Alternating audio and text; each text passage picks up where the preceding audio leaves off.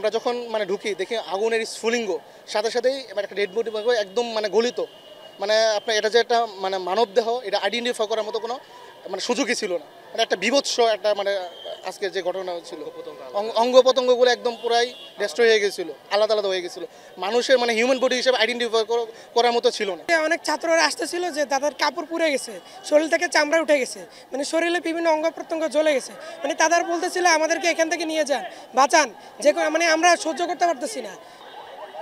উত্তরায় বিমান বিধ্বস্তের ঘটনার পর আসলে যে উত্তরা যে আধুনিক হাসপাতাল রয়েছে সেখানে চিকিৎসকরা একদম শুরু থেকে, যদি আমি জানিয়ে রাখি যে একদম শুরুর ঘটনার পরপরই একদম যে আশঙ্কাজনক যে রোগীগুলো সেগুলো কিন্তু ভর্তি হয়েছিল উত্তরা আধুনিক হাসপাতালে। সেখানে চিকিৎসকরা নিরলস কাজ করেছেন।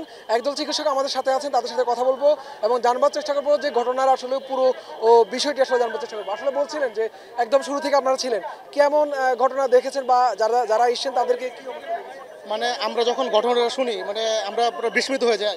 আমাদের এই ডাক্তাররা ইমার্জেন্সিতে মানে স্বাভাবিক যে কার্যক্রম সেটা নিয়ে যেতেছিল, হঠাৎ করে আমাদের কাছে ফোন আসে যে মাইলস্টোন মেইন ক্যাম্পাসে একটা এই বিমান দুর্ঘটনা হয়। সাথে সাথেই আমাদের এখান থেকে যে অ্যাম্বুলেন্স, দুটো অ্যাম্বুলেন্স মানে সাথে সাথেই আমাদের এখান থেকে দুটো অ্যাম্বুলেন্স ওখানে চলে যায়। ওখান থেকে চলে যাওয়ার পরে ওখান থেকে রেস্কিউ করার পরে এখন পর্যন্ত আমরা শুরু থেকেই 150+ মানে পেশেন্ট পাই। আর যেগুলো হচ্ছে সিভিয়ার পেশেন্ট মানে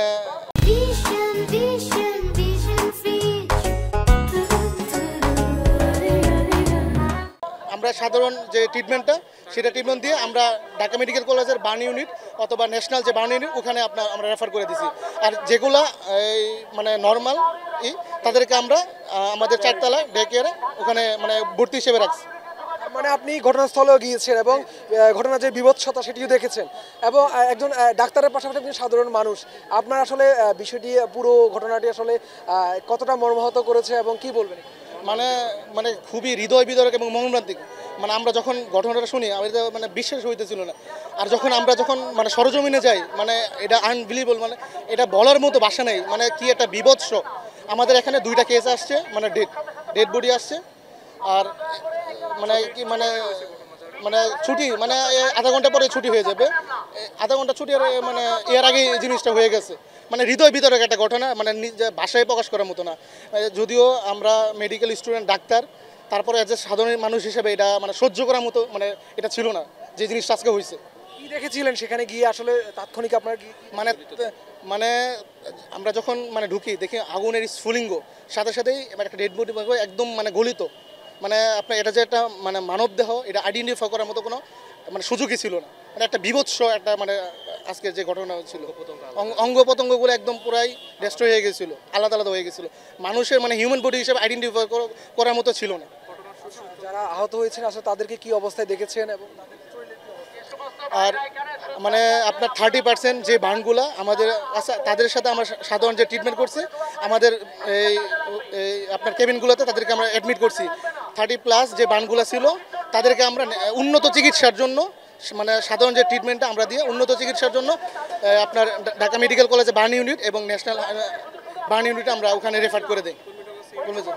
আপনার কাছে জানতে চাইবো যে আপনি বলছিলেন যে একদম আপনারা সেই দুপুর থেকে কাজ করেছেন এখানে, এই যে যারা এসছেন যারা আশঙ্কাজনক অবস্থায় তাদেরকে ঢাকা মেডিকেলে পাঠিয়েছেন তা বলছিলেন, কি বলবেন আসলে এই যে ঘটনার যদি একটু বর্ণনা যদি শুনতে চাই, যেহেতু আপনারা মাঠে গিয়েছেন। আচ্ছা, প্রথমে হলো আমি আপনার প্রায় 1টার দিকে আমি জমজমে ছিলাম আর কি উত্তরার। তারপর খবর আসে যে আপনার উত্তরার মাইলস্টোনের দিয়াবাড়িতে আপনার একটা প্লেন ক্র্যাশ করেছে। তো তারপর ঘটনা জানার পরে আমি সাথে সাথে একটা রিক্সা নিয়ে ক্যাম্পাসে ছুটে যাই। তখনই দেখতে পাই যে আপনার যে বাংলাদেশের আর্মি, তারপর ফায়ার সার্ভিস, র্যাব ওনারা জায়গায় উপস্থিত ছিল। তারপর আমরা মানে মেডিকেল টিম হিসাবে ওখানে যাই। যাওয়ার পরে আপনার স্কুলটা ছুটি হয়েছিল আপনার 1টার দিকে, আর প্ল্যানটা ক্র্যাশ করে হলো আপনার 1:06-এর দিকে। তো তখন অনেক ছাত্রছাত্রী ভিতরে ছিল, অনেকে বের হচ্ছিল, মানে এই মুহূর্তে এটা ক্র্যাশ হয়। তারপরে আমরা যাওয়ার পরে দেখি যে আপনার আগুন জ্বলতেছিল। আর এখানে আপনার যে কোনো অ্যাক্সিডেন্টে যেটা ক্র্যাশ ল্যান্ডিং বা বার্নিং এরকমের ক্ষেত্রে আপনার সবচেয়ে যেটা সমস্যা হয় সেটা হলো ব্ল্যাক স্মোক।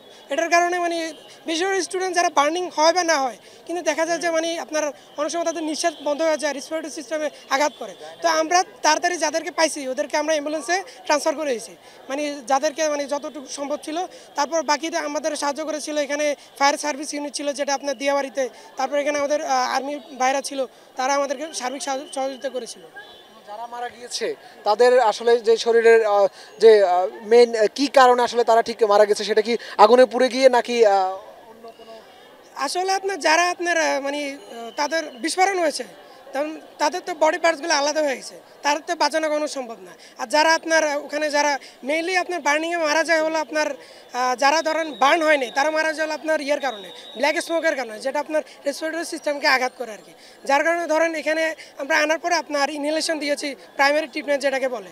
তো এটা দেওয়ার পরে যদি আমরা দেখলাম যে মোটামুটি ম্যানেজ হয়েছে, আমরা এখানে রেখে দিয়েছি, এখানে চারতলায়। আর যাদের দেখলাম যে মানে বার্ন 30% উপরে বেশি বা রেসপিরেটরি সিস্টেমের ড্যামেজ বেশি হয়েছে, তাদেরকে আমরা ঢাকা মেডিকেলের বার্ন ইউনিট আর ন্যাশনাল বার্ন ইউনিটে পাঠিয়ে দিয়েছি। আচ্ছা, আমরা দেখেছি যে বেশিরভাগই কোমলমতি শিশু ছিল সেখানে, আসলে প্রাথমিক পর্যায়ে যারা অধ্যয়নরত তারাই ছিল সেখানে। তাদের যে বাঁচার আকুতিটা বা যারা তখন আগুনে পুড়ে গেছে তাদের যে আর্তনাদ, সেটি দেখেছেন আপনারা? তারা আসলে তখন কি বলছিল বা আপনাদের কাছে কি আকুতি জানাচ্ছিল? আসলে আমরা যেটা দেখেছি যে অনেক ছাত্ররা আসতেছিল যে তাদের কাপড় পুড়ে গেছে, শরীর থেকে চামড়া উঠে গেছে, মানে শরীরে বিভিন্ন অঙ্গ প্রত্যঙ্গ জ্বলে গেছে।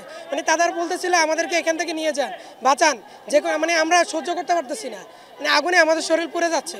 মানে তাদের আকুতি ছিল এটাই যে আমাদের এখান থেকে তাদের উদ্ধার করে নিয়ে যান, এটাই।